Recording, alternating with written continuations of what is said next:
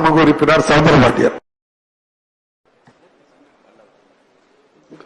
மாண்புமிகு பேரவைத் தலைவர் அவர்களே, மாண்புமிகு முதல்வர் அவர்கள் முதல்வராக பொறுப்பேற்ற பின்பு நெடுஞ்சாலைத்துறையின் மூலமாகவும் பொதுப்பணித்துறையின் மூலமாகவும் பல்வேறு திட்டங்களுக்கு நிதி ஒதுக்கீடு செய்து பணிகள் நடைபெற்று வருகின்றன. அதற்காக மாண்புமிகு அமைச்சர்களுக்கு நன்றி தெரிவித்துக் கொண்டு, லால்குடி தொகுதியில் இடையாற்றமங்கலம் கிளிக்கூட்டுக்கும் லால்குடி தொகுதி இடையாற்றமங்கலம் தண்ணீர் பந்தலுக்கும் ஸ்ரீரங்கம் தொகுதி கிளிக்கூட்டுக்கும் இடையே கொள்ளிடம் ஆற்றில் பாலம் கட்டி கொடுக்க வேண்டும் என்ற நீண்ட நாள் கோரிக்கையாக உள்ளது.